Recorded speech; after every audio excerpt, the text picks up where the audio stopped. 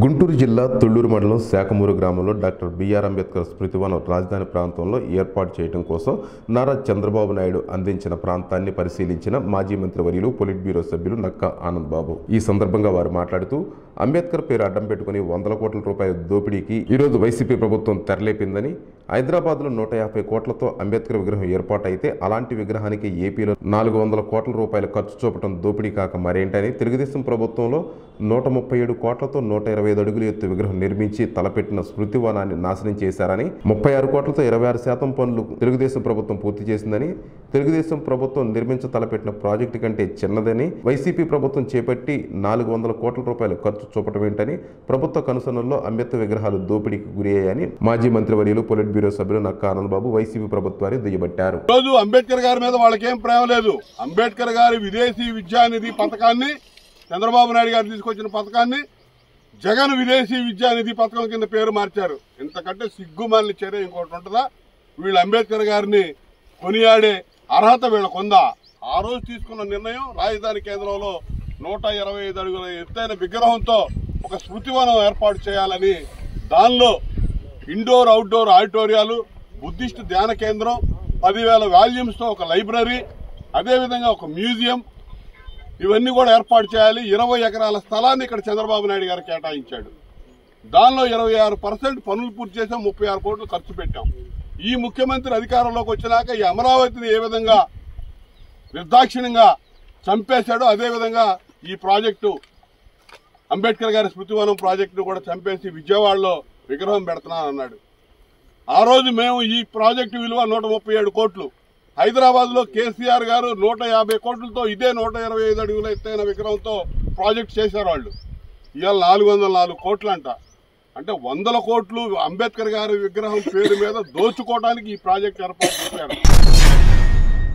తెలంగాణ రాష్ట్రం గ్రేటర్ హైదరాబాద్లో వేసవి అధిక డిమాండ్ను ఎదుర్కొనేందుకు టీఎస్ఎస్ పీడీసీఎల్ సబ్ స్టేషన్ల మరమ్మతులు చేపట్టింది. ఈ క్రమంలో నేటి నుంచి ఫిబ్రవరి 10వ తేదీ వరకు 24 రోజులు 15 నిమిషాల నుంచి 2 గంటల పాటు నిర్వహణ పనులు చేయాలని అధికారులు నిర్ణయించారు.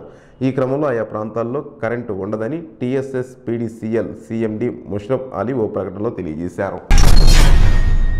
అన్నమయ్య జిల్లా రైల్వే కోడూరు మండలం కాంగ్రెస్ పార్టీ మండల అధ్యక్షుడు సయ్యద్ అహ్మద్, నియోజకవర్గ కన్వీనర్ ఆధ్వర్యంలో అన్నమయ్య జిల్లా కాంగ్రెస్ పార్టీ అధ్యక్షుడు అల్లా బక్షు సమక్షంలో ఎస్సీ ఎస్టీ మరియు ముస్లిం మైనార్టీ 180 కుటుంబాలు కాంగ్రెస్ పార్టీలోకి విలీనమయ్యారు. అలాగే గతంలో జనసేన పార్టీలో పనిచేసిన మహిళా మనులు కాంగ్రెస్ పార్టీలో విలీనమయ్యారు. ఈ క్రమంలో షర్మిల పీసీసీ బాధ్యతలు స్వీకరించినందున వారికి శుభాకాంక్షలు తెలుపుతూ వారి వెంట మేము ముందుకు సాగుతామని నూతనంగా విలీనమైన అభ్యర్థులు గళమెత్తారు. కోడూరు మండలం నియోజకవర్గంలో మా యొక్క పాత కాంగ్రెస్ పార్టీ ప్రేమికులు, సైనికులు నేడు షర్మిలమ్మ గారు వచ్చిన శుభ సందర్భంగా వారికి మేము సైతం అంటూ మీ వెంట మేము నడుస్తామమ్మ షర్మిలమ్మ అని వాళ్ళకే ముందుకొచ్చి దాదాపు మైనార్టీ, ఎస్సీ, ఎస్టీ నుండి 300 కుటుంబాలు ఈరోజు కాంగ్రెస్ పార్టీలో చేరడం ఒక శుభ సందర్భం. అదే కాకుండా నేడు ఏదైతే మా గిడుగు రుద్రరాజు గారు ఈరోజు మా యొక్క పార్టీని గత కాలంలో మీరు పిసిసిగా బాధ్యతలు స్వీకరించి మీరు చేసిన సేవలు అమోఘం. ఆ సేవలకు మేము ఒక కార్యకర్తగా నిలబడి ఇలాంటి ఈ సైన్యాన్ని నిలబెట్టి రాబోయే తరాలకు మీరు కాంగ్రెస్ పార్టీని బలోపేతం చేసిన ఈ యొక్క ఆ పరిణామం అనేది చాలా గొప్పదనము. మరియు మా షర్మిలమ్మ గారు మీరు వచ్చిన తర్వాత ఈ పార్టీని మళ్ళీ రాష్ట్ర యొక్క అధికారం చేసే దిశగా ముందుకు సాగుతున్నామనేసి ఈ సందర్భంగా తెలియజేస్తున్నాము. జై కాంగ్రెస్. గుంటూరు జిల్లా మంగళగిరి పట్టణంలో 19, 20 వార్డుల్లో తెలుగుదేశం, జనసేన పార్టీల ఆధ్వర్యంలో సంక్రాంతి సంబరాల్లో భాగంగా ముగ్గులు పోటీలు, పలు ఆటల పోటీలు నిర్వహించారు. ఈ కార్యక్రమంలో జనసేన పార్టీ మంగళగిరి నియోజకవర్గ చెల్లపల్లి శ్రీనివాసరావు, తెలుగుదేశం పార్టీ మంగళగిరి నియోజకవర్గ సమన్వయకర్త నందం అబద్దయ్య పట్టణ నాయకులు పాల్గొని పోటీలో ఉత్తీర్ణులైన వారికి బహుమతులు అందజేశారు. అలాగే పోటీలో పాల్గొన్న వారందరికీ కన్సలేషన్ బహుమతులు అందించారు. తెలంగాణ రాష్ట్రం సికింద్రాబాద్లో ఈ నెల 20న పాస్పోర్ట్ అదాలత్ నిర్వహించనున్నట్లు సికింద్రాబాద్ ఆర్పీఓ స్నేహజ తెలియజేశారు. సికింద్రాబాద్ ప్రాంతీయ పాస్పోర్ట్ కార్యాలయ ఆవరణలో అదాలత్ జరగనున్నట్లు వారు తెలియజేశారు. వివిధ కారణాలతో పెండింగ్ లో ఉన్న దరఖాస్తులను నేరుగా సంప్రదించవచ్చన్నారు. శనివారం ఉదయం 10 గంటల నుంచి మధ్యాహ్నం 12 గంటల వరకు ఈ కార్యక్రమం జరుగుతుందన్నారు.